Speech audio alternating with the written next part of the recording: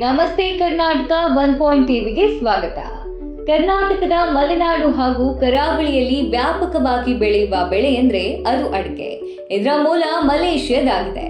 ಇದನ್ನ ದಕ್ಷಿಣ ಏಷ್ಯಾ ಮತ್ತು ಆಫ್ರಿಕಾದ ಕೆಲವು ಪ್ರದೇಶಗಳಲ್ಲಿ ಬೆಳೆಯುವುದನ್ನ ಕೂಡ ನಾವು ಕಾಣಬಹುದಾಗಿದೆ.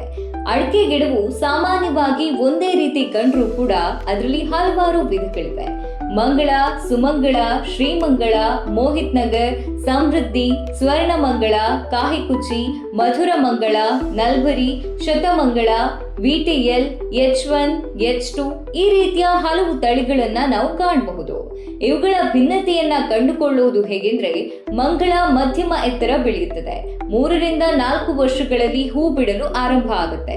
ಶೀಘ್ರ ಹಾಗೂ ಅಧಿಕ ಇಳುವರಿಯನ್ನ ಇದು ಕೊಡುವುದು. ಸುಮಂಗಳ ತಳಿಯು ಎತ್ತರವಾಗಿ ಬೆಳೆಯುತ್ತದೆ. 4-5 ವರ್ಷಗಳಲ್ಲಿ ಹೂ ಬಿಟ್ಟರೂ ಅಧಿಕ ಇಳುವರಿ ನೀಡುತ್ತದೆ. ಶ್ರೀಮಂಗಳ ತಳಿ ಕೂಡ ಅಧಿಕ ಎತ್ತರ ಬೆಳೆಯುವ ಜೊತೆ ಇದಕ್ಕೆ ಬಾಗಿದ ಎಲೆಗಳು ಇರುತ್ತೆ. ಮರದ ಗಂಟುಗಳ ಅಂತರವು ಹೆಚ್ಚಾಗಿ ಇರುವುದು. ಮೋಹಿತ್ ನಗರ್ ತಳಿಯು ಎತ್ತರದ ಮರ, ಗೊನೆಗಳ ಅಂತರ ಹೆಚ್ಚಾಗಿದ್ದು ಗೊನೆಯಲ್ಲಿರುವ ಫಸಲು ಕೂಡ ಒಂದೇ ಸಮನಾಗಿ ಇರುತ್ತೆ. ಸಮೃದ್ಧಿ ಎತ್ತರ ಮರ ಸಮಾನಾದ ಫಸಲು ನೀಡುತ್ತದೆ. ಇಲ್ಲಿ ಹೊಣೆಗಳ ಅಂತರ ಹೆಚ್ಚು.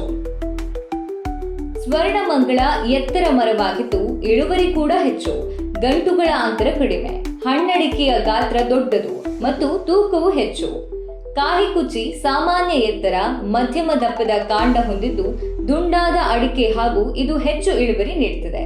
ಮಧುರ ಮಂಗಳ ತಳಿಯು ಮಧ್ಯಮ ಎತ್ತರ, ಮಧ್ಯಮ ಗಾತ್ರದ ಕಾಂಡ ಒಳಗೊಂಡಿದ್ದು ಗಂಟುಗಳ ಅಂತರ ಕಡಿಮೆ. ಇದು 4 ವರ್ಷಗಳಲ್ಲಿ ಇಳುವರಿ ಕೊಡುತ್ತದೆ. ನಲ್ಬರಿಯು ಎತ್ತರದ ಮರ, ಕಾಂಡವು ಮಧ್ಯಮ ಗಾತ್ರದ್ದು, ಇನ್ನು ಸಮಾನಾದ ಇಳುವರಿ ಇದ್ರದ್ದು. ಶತಮಂಗಳಕ್ಕೆ ಮಧ್ಯಮ ಎತ್ತರ, ಮಧ್ಯಮ ದಪ್ಪ ಕಾಂಡವಿದ್ದು ಕಿರಿದಾದ ಗಂಟುಗಳನ್ನ ಕಾಣಬಹುದು. ಇದು ಅಡಿಕೆಯಲ್ಲಿಯೇ ಅತಿ ಹೆಚ್ಚು ಇಳುವರಿ ಕೊಡುವಂತಹ ತಳಿಯಾಗಿದೆ.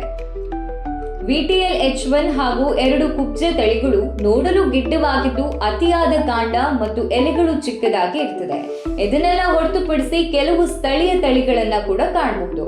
ಈಗ ಅಡಿಕೆ ನೆಡೋದ್ರಿಂದ ಹಿಡಿದು ಮರ ಆಗೋದ್ರವರೆಗಿನ ಪ್ರಕ್ರಿಯೆ ತಿಳಿದುಕೊಳ್ಳುವುದಾದ್ರೆ, ಅಡಿಕೆಯು 3 ರಿಂದ 4 ಅಡಿ ಎತ್ತರದ 2 ವರ್ಷದ ಸಸಿಯನ್ನ 1.5 ಅಡಿಯ ಗುಂಡಿ ತೋಡಿ 8-9 ಅಡಿಗಳ ದೂರದಲ್ಲಿ 14-16 ಅಡಿ ಅಗಲದ ಪಾತಿಗಳಲ್ಲಿ 2 ಸಾಲುಗಳಲ್ಲಿ ನೆಡಲಾಗುತ್ತೆ. ಅದು ಸುಮಾರು 5 ರಿಂದ 6 ವರ್ಷಗಳಲ್ಲಿ 14 ರಿಂದ 16 ಅಡಿ ಎತ್ತರ ಬೆಳೆದು ಮೊದಲ ಚಿಕ್ಕ ಗೊನೆಯ ಫಸಲು ಕೊಡುತ್ತೆ. ಅಡಿಕೆ ಮರವು ಸುಮಾರು 40 ರಿಂದ 60 ಅಡಿಗಳಷ್ಟು ಎತ್ತರ ಬೆಳೆಯುತ್ತದೆ. ಇನ್ನು ಅಡಿಕೆ ತೋಟಕ್ಕೆ ಗೊಬ್ಬರ ಹಾಕುವ ವಿಧಾನ ನೋಡುವುದಾದ್ರೆ, ಸಾಮಾನ್ಯವಾಗಿ ಅಡಿಕೆ ಮರಗಳಿಗೆ ಮಳೆಗಾಲದ ಪ್ರಾರಂಭದಲ್ಲಿ ಪೋಷಕಗಳನ್ನ ಹಾಕಲಾಗ್ತದೆ. ಸಾರಜನಕ ಗೊಬ್ಬರವನ್ನ ಕಡಿಮೆ ಮತ್ತು ರಂಜಕ ಹಾಗೂ ಪೊಟ್ಯಾಷಿಯಂ ಇರುವ ಗೊಬ್ಬರವನ್ನ ನಿಗದಿತ ಪ್ರಮಾಣದಲ್ಲಿ ಕೊಡಲಾಗುತ್ತೆ. ಏಕೆಂದ್ರೆ ಮಳೆ, ಸಿಡಿಲು, ಮಿಂಚುಗಳಿಂದ ಸಾರಜನಕವು ಸಸ್ಯಗಳಿಗೆ ಸಿಗುತ್ತೆ. ಅದರ ಜೊತೆಗೆ ಸಾರಜನಕವು ರೋಗ ಸಾಧ್ಯತೆಯನ್ನ ಹೆಚ್ಚು ಮಾಡುತ್ತದೆ. ಅವೆಲ್ಲವುದರ ನಿವಾರಣೆಗಾಗಿ ಹಾಗೂ ಒಳ್ಳೆಯ ಫಸಲು ಬರಲು ಗೊಬ್ಬರವನ್ನ ಬಳಸ್ತಾರೆ. ಸಾಮಾನ್ಯವಾಗಿ ಅಡಿಕೆ ಮರಕ್ಕೆ ಹಸುವಿನ ಗೊಬ್ಬರ, ಕುರಿ ಹಾಗೂ ಕೋಳಿಯ ಗೊಬ್ಬರವನ್ನ ಬಳಕೆ ಮುಖ್ಯ. ಈ ಗೊಬ್ಬರವನ್ನ ಬೇರುಗಳಿಗೆ ಗಾಯವಾಗದಂತೆ ಮರದ ಬುಡವನ್ನ ಬಿಡಿಸಿ ಗೊಬ್ಬರವನ್ನ ಹಾಕ್ತಾರೆ. ಬಳಿಕ ನೀರನ್ನ ಸಿಂಪಡಿಸುವುದರಿಂದ ಗೊಬ್ಬರವು ಚೆನ್ನಾಗಿ ಮರಗಳಿಗೆ ಸೇರಿ ಫಸಲು ಉತ್ತಮವಾಗಿ ಬರ್ತದೆ. ಇಷ್ಟೆಲ್ಲ ಮಾಡಿದ್ರೂ ಕೂಡ ಅಡಿಕೆ ಮರಗಳಿಗೆ ಅದೆಷ್ಟೋ ರೋಗಗಳು ಬರುತ್ತೆ. ಇದರಿಂದಲೇ ರೈತರಿಗೆ ತುಂಬಲಾರದ ನಷ್ಟ ಆಗೋದು. ಹಾಗಾದ್ರೆ ಇದು ಯಾವ ರೋಗ, ಇದರ ಲಕ್ಷಣ ಏನು, ಅದಕ್ಕೆ ಇರುವ ಪರಿಹಾರಗಳು ಏನು ಅಂತ ನೋಡೋಣ.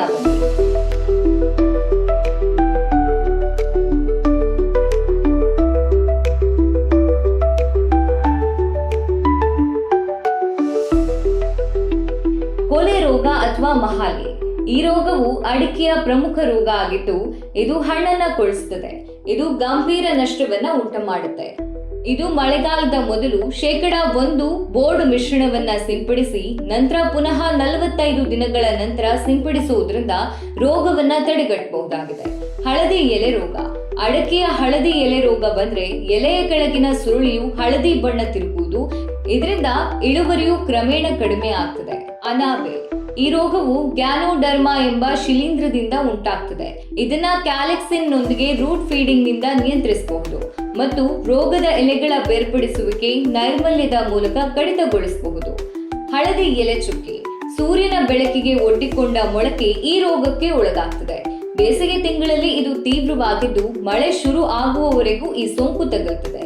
ಇನ್ನು ಅಡಕೆಯ ದರ ನೋಡೋದಾದ್ರೆ ಇಂದಿನ ಬೆಲೆ ರೂಪಾಯಿ 32,200, ಸರಾಸರಿ 48,870, ಗರಿಷ್ಠ ದರ 5,21,000. 1 ಎಕರೆ ಜಮೀನಿನಲ್ಲಿ 500ರಿಂದ 1,000 ಗಿಡಗಳನ್ನ ನೆಡಬಹುದು. ಆದ್ರೆ ಉತ್ತಮ ಗುಣಮಟ್ಟದ ಇಳುವರಿಗಾಗಿ 600 ಮರಗಳನ್ನ ನೆಡುವ ಮೂಲಕ ರೈತರು ವೆಚ್ಚವನ್ನ ಕಳೆದು ಎಕರೆಗೆ ಸುಮಾರು 5 ಲಕ್ಷ ರೂಪಾಯಿ ಗಳಿಸಬಹುದಾಗಿದೆ. ಇದರ ಜೊತೆಗೆ ತರಾಹೆವಾರಿ ಬೆಳೆಗಳಾದ ತೆಂಗು, ಬಾಳೆ ಗಿಡ, ಕಾಳುಮೆಣಸು, ಜಾಯಿಕಾಯಿ, ಕೊಕ್ಕೋ ಇವುಗಳನ್ನ ಬೆಳೆಸುವುದರಿಂದ ಅಡಿಕೆ ಬೆಳೆಗಾರರು ಒಂದಲ್ಲದಿದ್ದರೆ ಮತ್ತೊಂದರಲ್ಲಿ ಲಾಭವನ್ನ ಪಡೆಯಬಹುದಾಗಿದೆ. ಇದಾಗಿತ್ತು ಅಡಿಕೆ ಬೆಳೆಗಾರರಿಗೆ ಹಾಗೂ ಕೃಷಿ ಪ್ರಿಯರಿಗೆ ಉಪಯುಕ್ತವಿರುವಂತಹ ಸಣ್ಣದಾದ ವರದಿ. ಇನ್ನು ಮುಂದಿನ ಸಂಚಿಕೆಯಲ್ಲಿ ಮತ್ತಷ್ಟು ವಿಷಯಗಳೊಂದಿಗೆ ನಿಮ್ಮ ಮುಂದೆ ಬರ್ತೇವೆ. ಇದು 1 ಪಾಯಿಂಟ್ ಟಿವಿ. ಧನ್ಯವಾದಗಳು.